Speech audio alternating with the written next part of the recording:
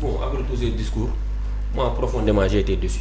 Ah bon? De tous ces discours qui sont passés. Parce que il faut pas oublier que tout ce que l'étudiant a fait pour ce gouvernement-là, nous, c'est nous qui étions dans les fronts les années passées. Ah, kon yow doon nga xeexi. Bien sûr, à nous décarcasser pour l'injustice. C'était pas uniquement pour dire que tel doit être présent ou tel, mais pour l'injustice politique. Parce qu'on n'était pas d'accord pour ce qui se passait et c'était l'action de la majorité des étudiants. Ça, c'est connu. Maintenant, on ne peut pas arriver à un certain moment, quand le ministre parle, j'ai l'impression d'entendre l'ancien ministre de l'Intérieur, Antoine Félix Diome, qui parle et dire des choses que... comme si nous n'étions pas là. Mais ministre bi Bamba Cissé, maître Bamba Cissé, ils sont renseignés. Ils sont renseignés, mais nous, il faut que nous tamit. Mais le ministre il nous dit que les étudiants yor cocktail molotov vidéo bu ñu wax ci cocktail molotov mooy vidéo pavillon A bi démb xeex bi bu dee yaa ngi saan vidéo yi. xeex bi c'était au niveau du pavillon B jëm kaw. Pavillon A vidéo bu ñu génnee mooy waa ji yoroon cocktail molotov mooy bi nekk ci réseaux sociaux yi. loolu c'est passé loolu yàgg na pavillon A léegi foofu yooyu yëpp ay giri la donc vidéo boobu passé wul. D'accord. Déjà le ministre il nous dit que les étudiants ont des lacrymogènes 65 000 la jox ma 75 000 étudiants bu jëlee 40 000 fu mu koy jëlee. waaw parce que nee na am na lacrymogène bi dugg ci biir pavillon yi bi ñu vérifier numéro beeg xool critère u lacrymogène bi yooyu police yoru ko ba di ko sànni. dégguma ko mu wax loolu nag carrément. mais il est à noter que pendant les grèves ñoom dañuy sànni ay lacrymogène parfois du tàkk. waaw ñun di jëlaat di leen ko sànni. D'accord. ce qui se passe ay paaka tam il a dit qu'on a des couteaux mais ñun dañuy ndékki dañuy añ dañuy reer dañuy soxla ay paaka ñu daggee suñu buur yi loolu c'est naturel. mais ñoom li ñuy wax ministre de l'enseignement supérieur dëggalaat na ko la fois passée premier ministre wax na ko mu ne dafa am ay personnes mal intentionnées yu nekk ci ginnaaw nekk ay opposants cité nañ ko sax nañ ay opposants yu nekk ci ginnaaw étudiants yi te suñu déggaatee ministre de l'intérieur ne am na ay grenades lacrymogènes yi nga xam ne gis nañ ko fa police moomu ko ça laisse entendre toujours ça que ni am na ñu nekk seen ginnaaw est-ce que loolu dans notre cas comme l'a si bien dit Cheryl on est des étudiants responsables lui il est en doctorat 1 mois je suis en doctorat 2 de médecine. Donc on est en fin de formation, on est des gens très très très responsables. Mais est-ce que amuñu leen rax? Non, kenn raxuñu parce que notre amicale, même pour être dans l'amicale, il faut apprendre. Parce que soo jàngul, tu ne pourras pas être dans l'amicale. Pour doubler doo nekk délégué. Parce que nous on a structure bi ñu ni ñuy doxee. c'est différent peut-être des autres structures. Mais ku dul jàng. inscrire woo mënoo nekk responsable ci biir université. te université tamit c'est pas duñ gis ni ñaari nit ñoo nekk ci kanam ñun ñuy diriger. Ça ne passe pas comme ça. On a des assemblées qui réunies par des délégués qui sont très très responsables. Tout ce qu'on doit faire, c'est comme l'Assemblée nationale, ça passe par l'Assemblée et on juge nécessaire, on fait ça. Mais c'est impossible que des gens nekk suñu ginnaaw pour ñun suñu xeex loolu c'est impossible c'était impossible parce que tout ça sont des débats politiques qui sont inutiles parce que même autant Sonko c'est ce que Macky Sall disait que c'est Sonko qui est derrière les étudiants nous on ne marche pas comme ça nous lu ñu arrangé ñu ngi ci lu arrangé étudiants yi ñu ngi ci parce que nous on est ça suñu engagement bi suñu sacerdoce la on est là pour ça et on est là pour les étudiants si ça c'est pas étudiant on ne voit pas. D'accord.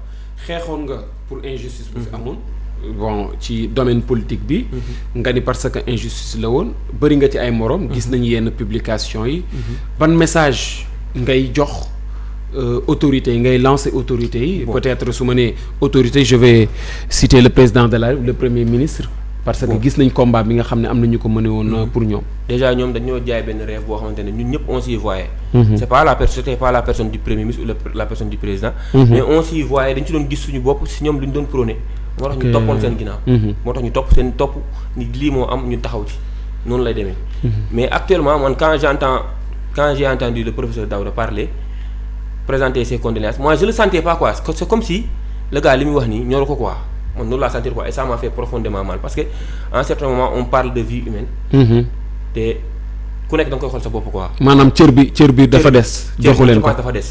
parce que booy bi ku ko xool xam ni xale la.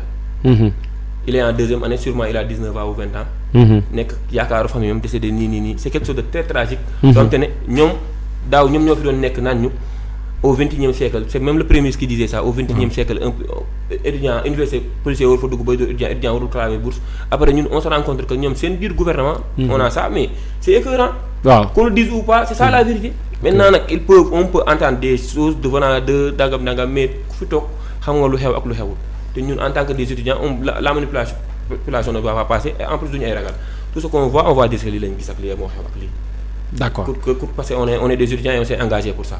Sémou dégg nga discours ministre yi de l'intérieur ministre de la justice ministre de l'enseignement supérieur waaw ban analyse ngay def ci discours yi est-ce que li ñu wax ça te rassure. voilà.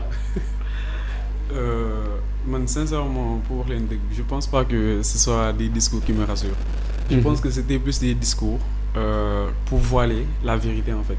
Ah da nga jàpp ne li dañuy nëbb dëgg. Non, loolu laa ko jàppee en fait, sincèrement, parce que bu ma déggee seen discours en fait, surtout le premier discours du ministre de l'enseignement supérieur, à un moment donné, je me suis rendu compte que c'était plus comme un discours de pur politicien sans état d'âme. Parce que en tant que ministre de l'enseignement supérieur, qui lui est chargé de la formation des étudiants, donc de l'avenir de ce pays qu'est le Sénégal, je me dis que lorsque nous avons une perte humaine, votre discours doit être beaucoup plus concentré ou bien centré sur le fait de présenter ses excuses à l'ensemble des étudiants, à la famille et en fait à tout le Sénégal, parce que c'est un futur en fait, c'est un docteur que nous venons de perdre. Il avait, je sais pas quel âge il avait, je pense qu'il avait 19 ans ou 20 ans. Donc c'est un enfant, il avait un avenir radieux devant lui. Et je sais pas si vous le savez, exemple, man maa doon woo kii Makam, man maa ko doon annoncé en fait. Mais bu ma ko annoncé moom dafa commencé woon jooy en fait. Waaw day et man mii damaa commencé jooy en même temps. Parce que mënuma ko supporter. Imaginez nga annoncé kenn koo xam ne sa rak bi dafa gaañu. Je sais pas du loo boobu noonu. ba léegi mi ngi si man. C'est qu'il y a des choses yoo xam ne je me dis que c'est très très difficile à supporter sans vous mentir. Ça c'est vrai. Mor Diouf. Décès am na. Mais décès bi avant muy am ñu bëri alerté nañ. ci presse bi am na ñu alerté. Société civile bi am na ñu alerté. ci statut yi sax da ngay gis nit ñi ne na autorités yi wax. pour force de défense et de sécurité yi. policiers yi génn campus bi balaa mort d'homme di am. c'est comme si c'était prévisible. et message yooyu ak vidéo yi ñàkkul ni autorités yi ñu ngi ko doon gis ñàkkul ni sénégalais yi ñu ngi ko doon gis. bon est-ce que jàppoon ni mbir mi forcing la wala lu ñu recherché la parce que dem nañ ba parce que tardivement sax la mort d'homme am parce que bi ñu koy annoncé. je pense que maa ngi ko gis ci statut docteur Diop ma koy laaj ba xam c'est confirmé mu ne waa c'est confirmé boobu lan nga jàpp ni affaire moo ko ba pare ci li ñu dégg mooy booy bi chambre am nañ ko fekk. bon déjà ñun ñëpp xam nañ gis nañ li xew ci réseau yi. loolu c'est vrai chambre am lañ ko fekk. chambre am lañ ko fekk. waaw d'accord affaire yi commencé. bu affaire yi commencé tàng y a notre PCS le Serigne Saliou Fall qui a appelé le ministre de l'Intérieur lui-même mu ne ko situation baa ngi désordonnée te bu ñu arrêté wul yaa mort d'homme. Les médecins qui étaient dans les structures mooy structure de santé fi ñuy fajoo biir université. waaw génn nañ gis policiers yi wax leen ni bu ngeen arrêté wul booy nañ dee parce qu'il y avait beaucoup de blessés graves. léegi ministre bi nekk dinaa woote ñu régler ko. mais kon woo ngeen ministre de l'intérieur ba jot ko. ah bon président Serigne Saliou Fall moo ko woo ba jot ko wax ko mu ne ko oui je vais. Maître Bamba Cissé mi wax tey Bamba Cissé mi wax tey mu ne ko je vais les appeler pour voir pour ñu reculer. à notre grande surprise reculer wuñu ba mort doom am ci. booy chambre doon tàkk 83. 84 ce sont des chambres de la médecine des étudiants de la médecine qui étaient là-bas. policiers yi ñoo fa dugg ñoo fa dóor lacrymogène moo tax mu tàkk ñoo fa dugg dajji chambre yi foo lañ fekk booy dóor leen ba am ñu soo am te dañoo tëb te gis ngeen ko ci vidéo am na ñaari boo am te dañoo tëb. d'accord waaw booy bi muy ñëwee ça il a été réceptionné par des étudiants de la faculté de médecine des étudiants en 7e année nos camarades et booy bi mu ñëwee corps sans vie la ñëwee foofu noonu. corps sans vie la ñëwee après ci lañ koy soog a yóbbu donc booy bi il est mort à l'université ak toute tentative de désinformation di wax ni booy bi fii ak fii booy bi à l'université la décédé ils sont des médecins responsables qui ont constaté après ñu doog ko référé pour mu dem. kon ki daanu ci bâtiment bi dafa décédé tam. non benn décès lañ. d'accord benn décès d'accord mooy booy boobu mooy Abdoulaye Ba. à côté am na booy am te ne gaañu yu metti am nañ ay fractures. booy am te ne dañ toog seen bopp yi te gréewuñu gréewaanduñu dañ toog seen chambre ñu fekk leen fa dóor leen gaañ leen. donc loolu avec policier te en plus c'était pas honnête de la part de notre ministre bu mu génnee vidéo yi mu génnee c'était juste contre les étudiants. mooy vidéo yi mu wan noonu mais on a vu beaucoup de vidéos des policiers attaquer des étudiants.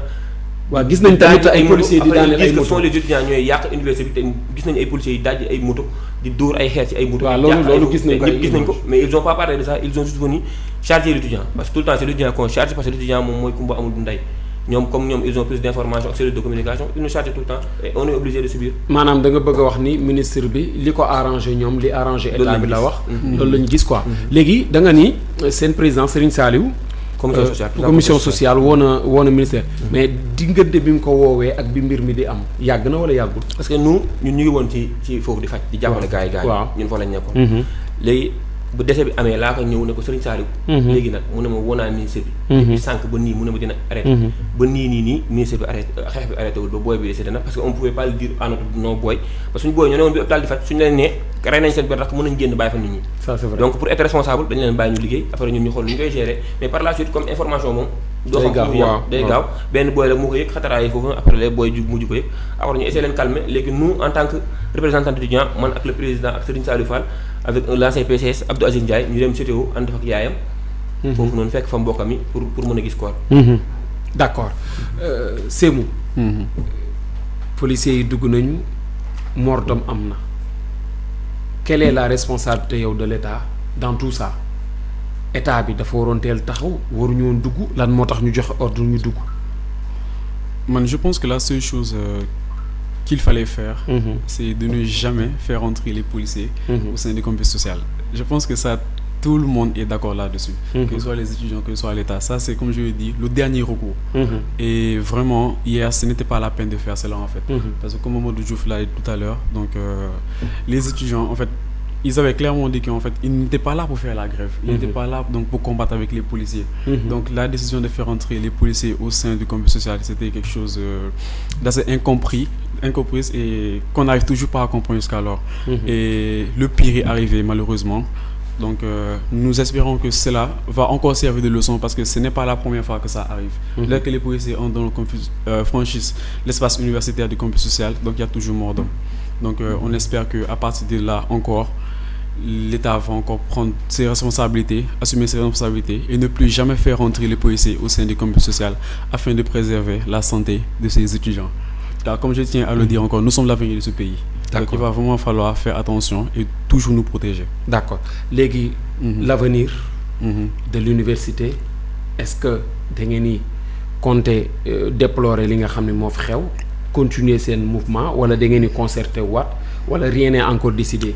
Voilà. Je pense qu'actuellement, on ne peut pas encore se prononcer là-dessus. Ce n'est pas quelque chose, on va venir tout de suite là et vous dire ce qu'on va faire, ou bien ce que l'amicale ou les choses amicales va décider.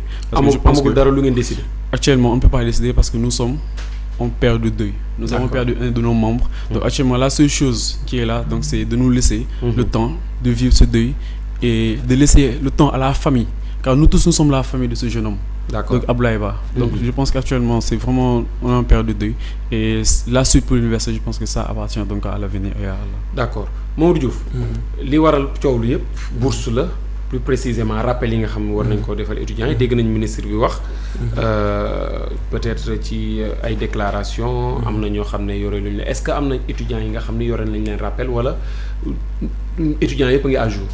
Bon, actuellement, nous, faut maîtriser quoi. Mais dans notre contexte, nous, on est payé régulièrement. Nos bourses sont payées régulièrement. Il y a certains, quelques étudiants qui ont mais bon, c'est à gérer quoi, de façon individuelle. Ah, d'accord. En gros, la faculté de médecine, on nous paye normalement nos bourses. Mais les autres facultés maîtrisent au trop, c'est une réalité quoi. Il y a les masters de parfois qui réclament leur bourse. Donc là-bas, on ne maîtrise pas carrément quand même. D'accord. Légui, après, année académique, bi, ni me donne déroulé, baaxul ak yoyu, li xew na tay, étudiants yi dañu jëlaat recul comme Nico Sémou waxé. Rien n'est encore décidé. L'avenir dans tout ça de l'université, l'avenir des étudiants, est-ce que c'est un avenir menacé ou bien est-ce que am nañ yaakaar ni ordre dana ñëwaat ak déclaration yi ñu gis ministre yi wax ko. Est-ce que am ngeen yaakaar dëgg ne ordre dana ñëwaat? Bon, là on reste un peu optimiste quoi. Comme on le dit tout le temps, l'étudiant n'a jamais perdu un combat. Que avec le temps, que ça va aller, que le gouvernement quand même, je pense que eux, ils sont là pour nous et ils vont agir en conséquence. Bon, déjà pour nous quand même, nous sommes année normale la nek. Parce que nous sommes année normale. Déjà on prépare nos examens même au début mars. Mais bon, comme nous une université, nous sommes les ubi, nous sommes jusqu'à nouvel ordre. On rentre chez nous, nous avons des stages parce que nous avons des stages parce qu'on continue nos stages. Comme les études en médecine, nous avons des stages. Ça c'est vrai. Et ça a été une cours de stage parce qu'on est en deuil jusqu'à nouvel ordre. Comme nous avons c'est à l'Assemblée de se réunir encore pour voir quelle est la CAT à adopter, dans la par rapport à ce fonctionnement. Parce qu'il a noté comme nous, on est sous la responsabilité de notre décanat qui gère nos examens, nos cours et comment ça marche. Maintenant, l'amicale est là pour quand l'intérêt de l'étudiant est menacé ou quelque chose de ce genre, d'être là et de dire non, on n'est pas d'accord sur ça ou ça et de sortir des CAT. Mais là, pour notre CAT, depuis qu'on a annoncé la mort de notre camarade, on a décrété pas de cours, pas de stage. jusqu'à nouvel ordre. Maintenant, notre président est actuellement en prison et nous demandons que justice soit faite et qu'il soit libéré parce qu'il n'a rien fait de mal. Il a juste défendu ses camarades étudiants. Maintenant que tous nos camarades délégués comme étudiants simples qui ont été emprisonnés, que nous gagnons, nous déroulons cette activité parce que leur place n'est pas là-bas. Ce ne sont pas des criminels, ce sont des étudiants à la recherche de connaissances qui sont venus à l'université de Diop pour jàng pour am xam-xam. ñëwuñu fi parce que quoi qu'on puisse dire la faculté de médecine compte parmi les meilleurs étudiants du Sénégal. Nous sommes venus, on nous a vendu des rêves, on est venu pour devenir des médecins, des pharmaciens et des chirurgiens dentistes. Donc on n'est pas là pour créer des problèmes par-ci par-là. Si on pouvait, nous devons nous jàng naturellement. Nous pareil, nek ay docteur pour suñu jàng dafa yàgg on doit étudier 8 ans pour ceux qui sont en médecine donc taluñu ay nekk fi di grève wala di perdre ay temps quelque chose comme ça parce que jàngu médecine dafa gudd donc ñoom ñu ngi leen di ñaan ñu revenir à de meilleurs sentiments xam ni ñun seen njaboot lañ quoi qu'il en soit ñun seen njaboot lañ te njaboot kenn du ko wan ginnaaw kenn du taxawee moom nen kilifa da ngay yaatu dënn da ngay yaatu dënn da ngay yaatu ndigg du ñàkk nag ñun ay xel lañ parfois comme on peut le constater y aura des écarts de comportement parce que nous ñun ñëpp mbooloo boo gis noonu lay demee mais c'est à eux en tant que nos dirigeants et des personnes responsables de voir comment ils vont gérer avec nous ñu jàng ci jàmm jógee fi ñun bañuñu réforme parce que nous sommes déjà responsables quoi suñu sañoon lépp day jaar ci yoon parce que ñi médecine Sénégal ak yeneen étude Sénégal gis nañ xarañteefam ci suñu zone bi bañoo leen réforme mais réforme yi niñ ko bëgg tëggee moo ñu arrangé wul te nit doo ñëw xëy rek na da ngay changer tout ça c'est impossible tu vois ce qui est possible tu discutes avec les principaux concernés ñu gérer ko parce que laa ñun suñu sañoon suñu anciens yi duñ tëj duñ jugee campus nii di ñibbi suñu kër yi duñ demee suñu kër lan lañ fay def ñun on est là pour apprendre et pour réussir notre vie ñoom xam nañ loolu donc ñoom ñoo ñu si mën a jàppale te xam ne ñoom ñoo suñu kilifa nous on n'est pas là pour dire non mais tant que ñoom ñu ngi ci idée wu booy il y a des gens derrière eux ñun on est assez responsable pour défendre nos propres intérêts quoi kon kenn nekkul seen ginnaaw kenn newul suñu ginnaaw en ce qui nous concerne nous kenn nekkul suñu ginnaaw kenn xalaatu ko sax d'accord ñun ñàkkuñu fayda ba nit ñi bëgg a ñëw suñu ginnaaw nan day nekk suñu ginnaaw pour nous imposer des lignes à tenir non loolu mënul nekk sax d'accord Sémou affaire bi mu ngi noonu ci rappel la jógee dem ci problème mu tëj restaurant amuñu luñ lekk dem ci problème mu comme ni ngeen ko waxee attaque force de défense et de sécurité dugg ci biir université ba yegg ci mort d'homme suñ jëlee lépp regroupé ko lan nga ciy wax ban message nga ciy lancer waat autorités yi lan nga leen di wax lan ngay wax étudiants yi. Déjà donc je pense que le premier message que nous allons commencer à lancer donc c'est à nos autorités parce que comme vous l'avez dit tout à l'heure donc le problème il a quitté donc des rappels la jógee ba ci tëj restaurant yi ñàkk a lekk ba ci dem di wër di uti añ ba ci xeex ba ci mort d'homme donc man je pense que ça doit vraiment interpeller nos autorités afin qu'ils puissent réfléchir à la conduite à tenir à de meilleurs CAT à revenir à de meilleurs sentiments et savoir que nous ne sommes pas les ennemis de l'État en fait. waaw les étudiants ne sont pas des criminels. loolu tamit lu jar a bàyyi xel. Exactement je pense que ça c'est l'une des choses yoo xam ne l'État doit vraiment savoir ça que les étudiants sont là pour apprendre. Parce que c'est l'avenir comme j'ai dit encore de ce pays. Nous sommes là pour nos familles. Donc il y a des parents qui sont là, qui dépensent leur argent, qui font tout pour que leurs enfants puissent réussir et puissent le sortir de là. Donc je pense que c'est vraiment quelque chose à revoir parce que les autorités qui sont là aujourd'hui, il ne faut pas aussi oublier que les étudiants comme j'ai dit dañ leen soutenir quoi en fait c'est ça quoi je pense que la bëggoon wax maanaam étudiants yi waruñu leen fayee lii quoi autorité exactement je pense que vraiment il ne faut pas qu'il y ait une déception parce que ça a déjà commencé il y a une très grande déception émotionnelle comme je l'ai dit encore parce que ce n'est pas vraiment ce à quoi on s'attendait comme je l'ai dit je suis en doctorat ça fait 6 ans que je suis à l'université je n'ai jamais vu cela mais espérons que non on espère qu'ils vont revenir à de meilleurs sentiments ce sera pardonné et on attend vraiment de très bonnes excuses de leur part. Inch'Allah. Maintenant pour les étudiants donc la conduite à tenir serait comme je l'ai dit parce que les étudiants je ne peux pas donner de conduite à tenir actuellement parce qu'actuellement émotionnellement nous sommes très bouleversés. Wow, vous êtes abattus. On est abattus pour dire la vérité on est très abattus. Donc c'est normal. Et aussi ne pas oublier que nous avons beaucoup de camarades qui ont été détenus dans mon amphithéâtre il y a beaucoup de camarades qui ont été détenus donc il y a le président de la faculté de médecine on pense aussi que le secrétaire général de la faculté de médecine a été détenu donc libérer vraiment ces camarades là libérer les représentants d'étudiants et je pense qu'à partir de là des négociations et le climat de paix pourra commencer à s'installer. Parce qu'actuellement, on pense qu'avec tout ce qui s'est passé de mal, donc il ne faut pas continuer dans cette phase en fait. Il faut essayer de reculer pour mieux avancer. Inch'Allah. On est tous une famille et tous ira plus au mieux. Super Chérif, merci. Mamadou Diouf, Free Président ATAP, justice pour Abdoulaye Ba. Ce dernier mot par rapport à tout ce qui s'est passé, ban message ngay lancer aux autorités, aux étudiants, voilà. Bon, une dernier mot, plus rek comme encore rek nos condoléances à Abdoulaye Ba. ñu ñaanal ko te xam ni yaayam mu ngi traversé ay moments yu très très très difficiles. Parce qu'hier on était avec elle pour voir le corps et c'était très très difficile pour nous tous qui étaient là-bas. Bon, aussi nos camarades qui sont détenus, en premier notre président, parce que là on peut pas te dire pourquoi même on l'a attrapé, puisqu'on est dans des spéculations et dire que c'est par rapport à nos communiqués, par rapport à ces sorties qu'on l'a arrêté. Mais bon, il est bon de savoir que sa place n'est pas là-bas. On doit libérer notre président et tous nos camarades étudiants. Nous exigeons qu'on les relâche. Tous nos camarades étudiants qu'on les relâche et que justice soit faite sur l'affaire d'Abdoulaye Ba. Parce que le boy, on ne doit pas perdre le boy comme ça, sans justice et rien d'autre. Et on appelle aussi le gouvernement à de meilleurs sentiments. Mais il faut que justice soit faite. Mais Mamadou Diouf am na yu fi doon xew boobu ba tey gis nañ ni justice n'est toujours pas encore faite. Est-ce que am ngeen yaakaar trop parce que am na lu fi jotoon xew ci ay étudiants yooyu beneen gouvernement ils ont dit qu'ils sont pour la justice. Tey ku dégg ministère de l'Intérieur ne il défend pas les policiers. Il est là pour les deux parties. Et justice la lumière sera faite sur ça. Ñun nag ñu ngi xaar. Parce que on duñ nangu mukk suñu rakk yi ñu rey ko nii mu dem te benn condition du ci lettre ci am duñ nangu loolu.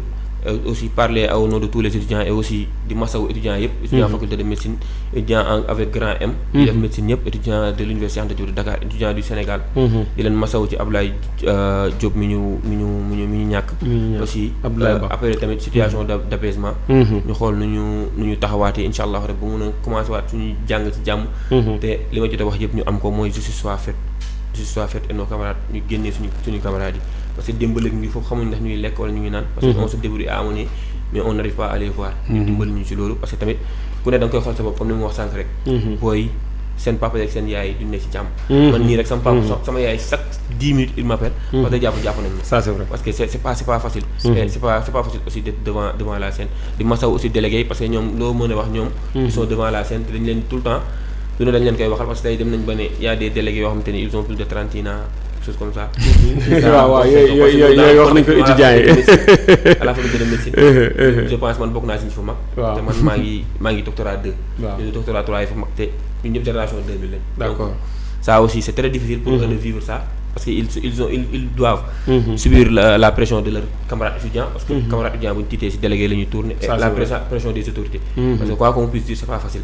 C'est pas facile. xam naa foofu la ñuy tënkee suñu kii di ñaan Abdoulaye yàlla yërëm ko te xaare ko àjjana. Amin Abdoulaye yàlla na ko yàlla yërëm te xaaree ko aljana. Et comme niñ ko gisee encore une fois ñu ngi jaale sa famille, ñu ngi jaale sa maman. Gis nañ ay message yu génn Abdoulaye mu ngi xamal ni sama yaay ci man rek la yaakaar. Malheureusement un rêve est brisé. Malheureusement yaakaar tas na. ñu ngi koy jaalewaat famille yëpp di ko jaalewaat yaayam di ko masawu bu baax a baax di ko jaale l'ensemble des étudiants de l'université Cheikh Anta Diop, l'ensemble des étudiants du Sénégal di ko jaale particulièrement les étudiants yi nga xam ni ñoom la bokkaloon fac muy fac médecine et que da ngay terminer sa kaddu par dire que justice soit faite, que justice soit faite. La justice mérite d'être faite. Les Sénégalais méritent justice parce que am na yu fi doon xew. Les étudiants méritent justice parce que am na lu doon xew ci université et que cette dame justice encore une fois bi nga xam ne dañoo ne elle doit être indépendante, cette justice bi nga xam ne dañoo ne elle doit être impartiale, cette justice encore une fois doit revenir au peuple et ce peuple encore une fois qui s'est battu au nom qui s'est battu pour la justice